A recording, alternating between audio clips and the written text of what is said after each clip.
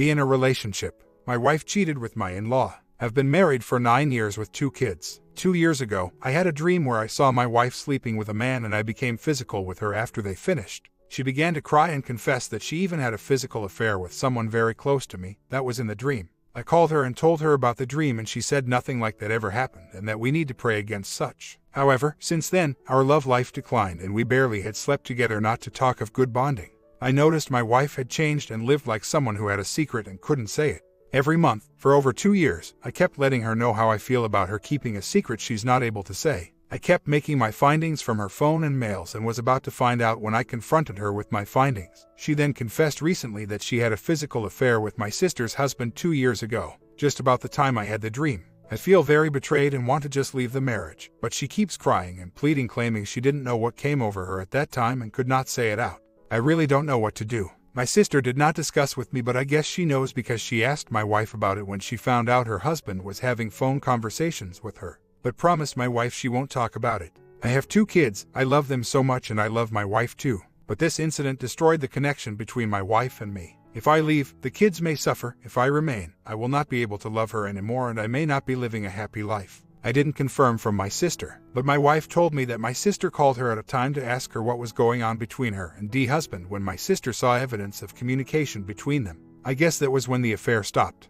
I called my brother-in-law and told him all my wife told me about their affair. He didn't deny it and all he did was just to beg and beg. He couldn't explain why he did that. I was just disgusted. My brother-in-law was just begging Ma and apologizing for his bad behavior when I called him. He couldn't explain why he did it. My wife said it happened just once in a hotel room before she realized what she did is wrong and stopped seeing him thereafter, though they still spoke on the phone for a while after. I don't think my sister knows about the physical part. I'm trying hard to take a decision, but I'm considering the kids, 9 and 7, in all of this. I don't want them to have full information now because they could grow up to hate their mother forever and I don't want that. She has really been a very good mother, I must say. So, I need to respond and act to all of this widely even though I am very mad. 2 weeks later. It was a Sunday, the clocks had just struck 3 in the afternoon. The day had been calm so far, the kids were playing in the garden and the aroma of the roast was wafting through our home.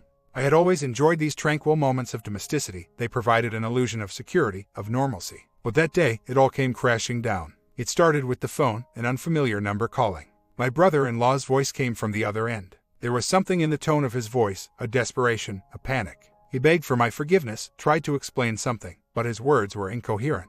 I demanded an explanation. I deserved one. And then it came, the truth. He confessed about the affair with my wife. I felt my world shatter. The ground beneath me seemed to sway, and I felt a bitter taste rise in my mouth. That night, I confronted my wife. Her face, usually so serene, looked ashen. She broke down crying, pleading, explaining. Her words were like ice daggers in my heart. The details of the affair, the betrayal, the deception, every word was a further insult. I listened to her, my face hard as stone, my heart growing colder with each passing second.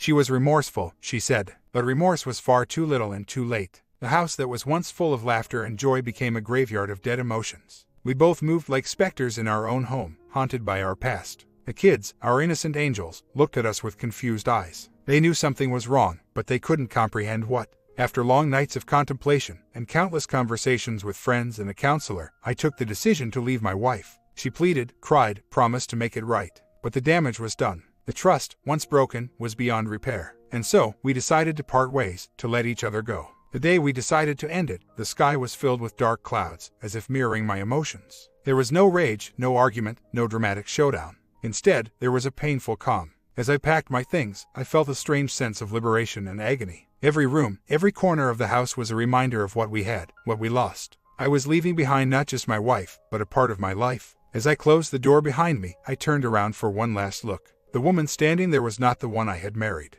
This was someone else, someone who had betrayed me. The sadness in her eyes, the desperation to hold on to something that was no longer there, it all seemed so surreal. But the hardest part was saying goodbye to my kids. The innocent eyes, the confused expressions, the tight hugs. It tore my heart apart. I promised them that I would always be there for them, that nothing would change my love for them. But deep down, I knew things would never be the same. My comment, you are in what is a double betrayal. Your wife and your brother-in-law. A double mind messes. Any way out of this is going to be negative. You have to take some action here for your own sanity, and to ensure that she suffers consequences in order that it does not happen again.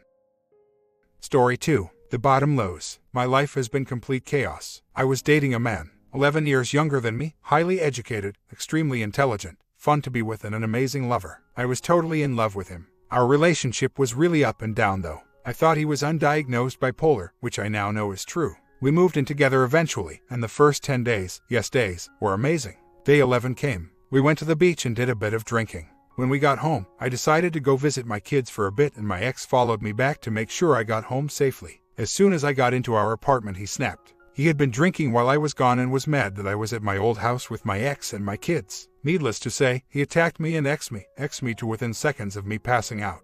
When he wasn't ex me, I managed to scream for help. When he stopped, he tried to make a run for it, but the police were already there and waiting for him, and he was arrested. I moved out the next day back into my home with my ex and my children. Over the following 2 months, he repeatedly broke his bail conditions by contacting me despite a restraining order and stalking me. I was a mess. Eventually, he pleaded guilty to all of his charges, 12 in total, and made a deal and received a jail sentence. For 2 years after his release, there was a restraining order. I sold my house and moved to a different part of town, and my love life was relatively peaceful. So, let's fast forward to the present. I have been having difficulties with my teenage son and am completely stressed out. I think about my ex regularly, and I have no ill will towards him. I am still deeply in love with this man despite what he did. I went to counseling and I forgave him for what he did, not for him, but myself. Last weekend I had some massive issues with my son, and I needed to have some fun before I totally lost my mind from the stress, so I was stupid and I reached out to my ex on Facebook.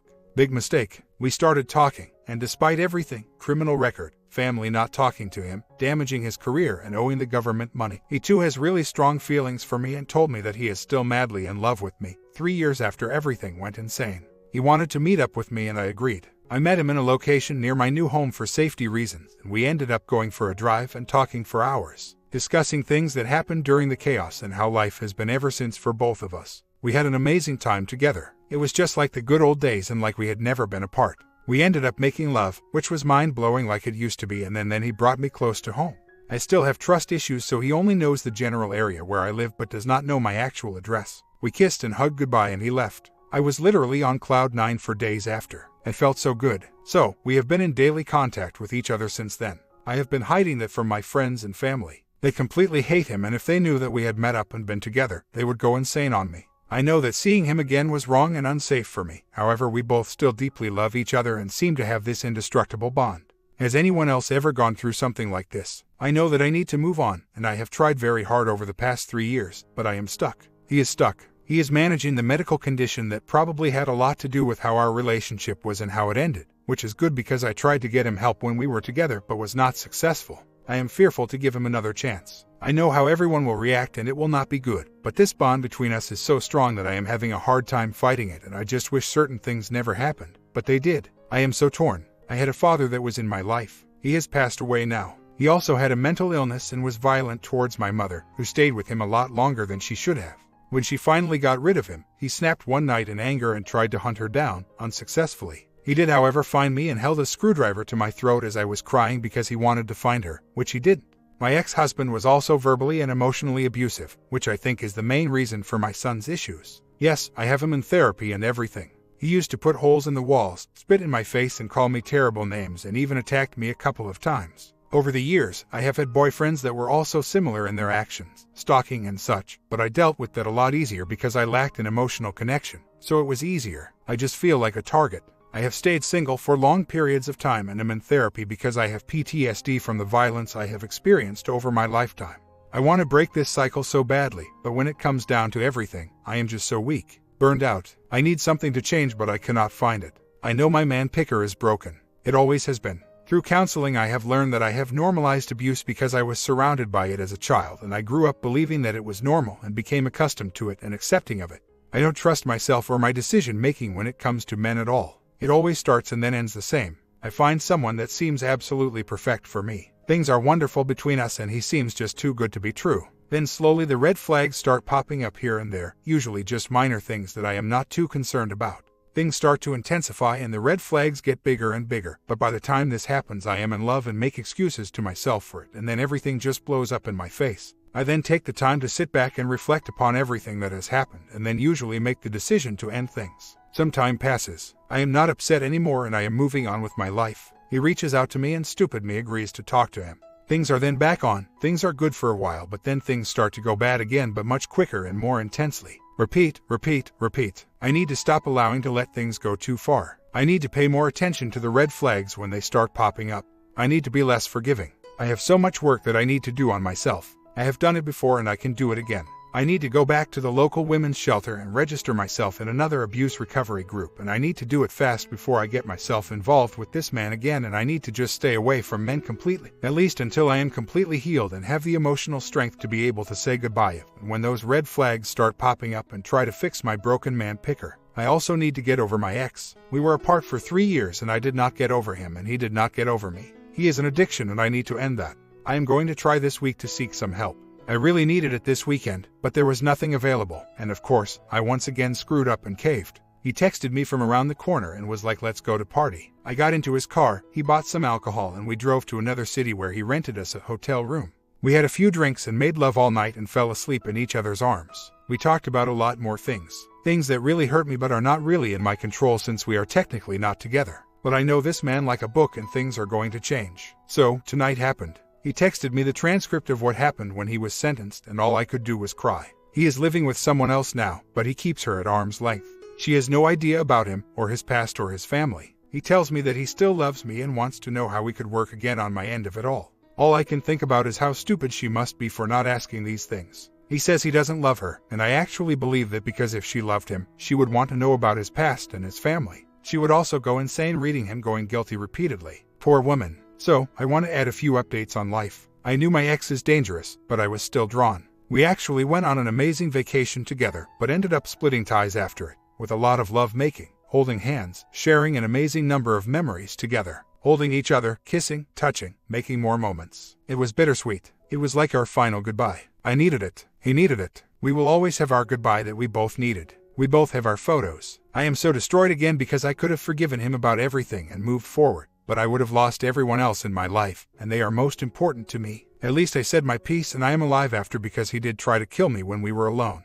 Time to pick up the pieces, vent, move on. I am just happy I made it out alive. I will always have a place in my heart, but I know what he will do, and he was finally smart and knew it too. I did pull it. I needed to say goodbye so that I could move forward. I am working through over 40 years of pain. Hopefully the last 4 has that lasting impact. Weeks later. So, we broke up today. His ex said that if he does not dump me, she will take their kid from him. She knows nothing about me, family, education, and refuses to talk to me. I even offered to pay her child support and alimony for the next year, from my pocket. She treats him like a babysitter, insults him in front of their son, and that's sick. I'm so mad. Honestly, different guy. We met 2 years ago while he was still married, and one day, she packed up her stuff and took their son to live with another man in a different state. I live in Canada. We started talking again after his divorce and then broke up because of distance and stuff. I was stupid and got back with my abusive ex for a bit, then dumped him when I saw there was no change in him. During that time, I remained friends with ex-married guy, and then things progressed to today. Everyone is right. He has no backbone.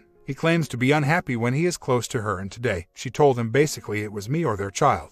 I offered the support and alimony because he planned to come here and would not be able to work for around a year, and I was trying to offer an olive branch. Over the year, it would have cost me around $20,000. I also offered to make sure his car was maintained and asked him to just stay with me 1 weekend a month. I offered to pay for all his expenses, going down 3 times a month for visits, and they would be video chatting every night on the phone. I did not think I was being unreasonable. He left some things up here last time he came to visit me. I will be packing them up and mailing them to him hopefully this week. I waited 2 years almost for him. I am not waiting anymore. Everyone has fantasies. I want to get mine out of my system before I engage in a full relationship, before I go down the family route. So, my now ex-BF bought me a pair of diamond earrings for my birthday a couple of weeks ago. Having them in my possession is really triggering me. I feel a lot of guilt having them in my possession because, even though they both made this situation, I have a lot of guilt because he could have given that money to her for groceries or whatever, since he is not giving her any child support or anything. Regardless of their past and what is going on, he had an obligation and he spent money on me that he probably should have given to her.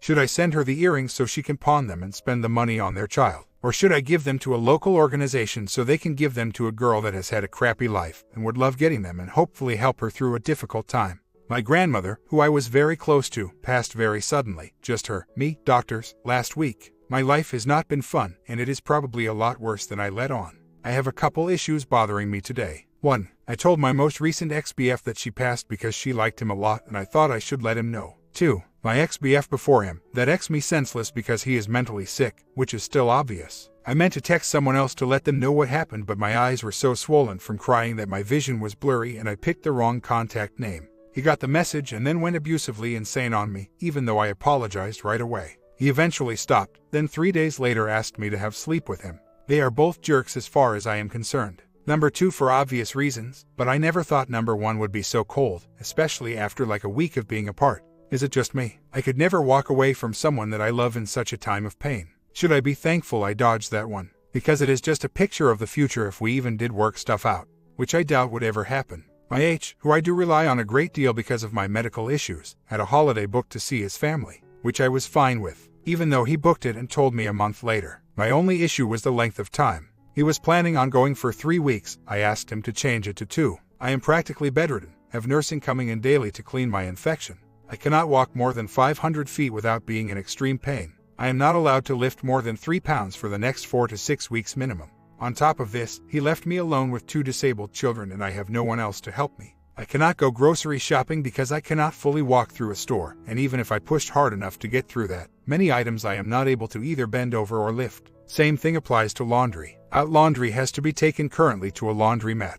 I am unable to bend over to pick it up from the floor. I am not able to bring the baskets outside and load them in a taxi, and I am not able to load them into the machines or unload them, put them in a taxi, unload them from the taxi to my home, or move them into the basement to dry. The only other person in the world that could help me would be my mother, and she refuses to help because it will take up too much of her time. She claims to be too old and she thinks my H should have canceled his holiday, so she won't help out of spite. I offered my H money so he could reduce the time he is away because it is just too long for me. Aside from what I have already mentioned, there is also a lot of things going on. Was I being unreasonable asking him to cut it short by a week? So, I was texting with a friend earlier, and she said something about her kid that signaled something in my head about my own kid, so I made a phone call to find out she has an appointment in a couple of weeks out of town. Not a big deal, but it would have been nice to have been told 9 months ago. Oh well. Anyways, I was entering her appointment into schedule, and since the appointment is next year, I asked my ex what his shift schedule was so that I could put that info in as well. I have to manage the day-to-day activities of 5 people, pets, and there is rarely a day where something is not going on. So, I then asked him if they have started doing vacation pics where he works. Depending on the length of time they work where he works, some people can get 5 weeks of time off, above regular holidays, and a week everyone has in the summer and over Christmas. So, they are only allowed to book 2 weeks at a time. He told me he has, so since I was busy getting everything organized, I asked him to write the weeks down and let me know what he has planned, so I know if he will be in the country or not. So, I get his list, and I know exactly what he has planned for 4 of the 5 weeks he has off, even though he told me he has no plans. Fine. Good for you. Thank you for taking me into consideration when you planned your holidays. You are leaving for Europe for 4 of those 5 weeks, even though he said no plans. 2 weeks were booked over each of 2 persons' birthdays, so as per the last 5 years, I know he is going to Europe. He did not consult me, and considering I take care of the kids, 2 disabled, 97.5% of the time, and it is rare that I get to go on a holiday, go out for the night or a weekend unless I plan months in advance and beg or get shown any thanks or appreciation from anyone for everything I do for them. OMG, it must be nice to be able to just pack a suitcase and take off whenever you want, not consult your family or anything. It is the least I expect from him because he is just going to take off and dodges his visitation obligations like always, because he wishes he was never a parent in the first place. He expects me to take care of everything and forces me to be the responsible one while he wallows in a depression he will not get treated, blames everyone else in life aside from himself. I am so incredibly upset with him. It was rude and selfish to not even think of me since there is no one else to take care of our kids if I'm not there but him. He intentionally lives where he cannot bring the kids and screams poverty every time. I tell him to move somewhere where he can have the kids. I cannot make him move. I have tried. Just another control tactic he uses. My kids are going to be leaving and starting there. Well, 2 will. I doubt my 3rd will ever be independent enough to leave, so I look towards that with hope. My comment: he is behaving badly and you are enabling this bad behavior. You cannot make him do what is right and you cannot change him, but you can make other arrangements. I realize that your life is difficult, but it is what it is. Now is the time to make a plan for how you are going to stop this unhealthy dynamic between the 2 of you and how you are going to make it work without him. It may take a couple of years to be in a healthier place, but you will never get there if you don't make a plan and implement it. Story 3. My husband and I have been married 4 years. It's been very rocky the past 2 years. He now demands privacy in email acts, password-protected phone, open separate bank act, keeps all important documents titled, and spare keys at his mom's, things he owned prev to marriage. I feel he's very controlling in nature. He doesn't like me to wear heels when I'm not with him, says it's too flashy. I feel like I'm drowning and it's his world, I'm just living in it. Is this marriage behavior or red flags? It hasn't always been like this. I don't know what caused the change in us. I have never cheated and despise those that do. To my knowledge, he hasn't either, though things are coming to mind why he would be acting this way. When we first got married, he had FBI. I was not too familiar with it. I did notice his friends consisted mostly of females, so I told him I was uncomfortable with the situation. I asked if he would remove girls that he had a past with, leaving it to him as he is the only one who knows. He told me if it bothered me, delete them. I countered, I don't know who they are. Sum it up, I removed girls that I didn't know the backstory on. 2 years later, he throws in my face that the girls are wondering why he unfriended them. After all, he says they didn't do anything wrong. I told him who cares how or what they think. Your wife's feelings are more important. This has been brought up several times during arguments. Now that things have gotten worse, he has changed FB passwords, email passwords. So yeah, I think there's more that I don't know. So, I have a big problem with my husband speaking to his ex. I've never met his ex, though I must admit he has made me insecure and jealous of her. Comparing me to her when fighting, talking to her behind my back, having her call my probation, and constantly saying how life was not as bad with her. They did raise a daughter together that is now 22 and has her own child. The daughter hasn't spoken to her stepdad in more than 2 years for various reasons. He doesn't reach out to his ex, but if she reaches out to him, he will communicate with her. His reasons are that they are arguing over daughter. I don't understand. The daughter is 22 and makes own decisions. I think he uses his fighterism because to talk to his ex. Talking to the ex never gets him any closer to the daughter. I believe he's holding on to what's left of that relationship. I know this is childish, but this is what I did. Used a text-free app that provided me with a num, and I pretended I was his ex via text. I asked to use his phone and he said he couldn't find it. Really, he thought he was texting his ex and didn't want me to know. I watched him go outside and text back and forth with her for an hour. Later I told him no, I know where our marriage stands, and admitted it was me all along. He says I'm in the wrong, I shouldn't send in a decoy or test him. So, I find myself seeking advice once again. My husband and I have been married for 4 years. He owned the home prior to our marriage. I moved in with him. Our differences and opinions are creating major turmoil. So much so, that it's making me feel less than and not equal, to the point of no return on my part. During disagreements, on no certain subject, my husband will say I invited you into my home or if I moved into your home.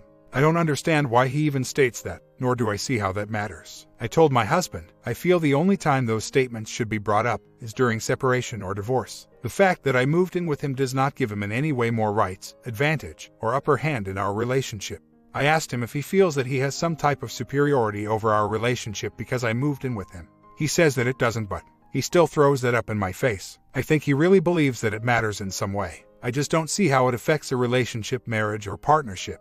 Is there something I'm missing? I don't want to be close-minded, and so therefore I'm seeking out all advice on other people's viewpoints. Your thoughts, opinions, and advice might be what keeps me in this relationship.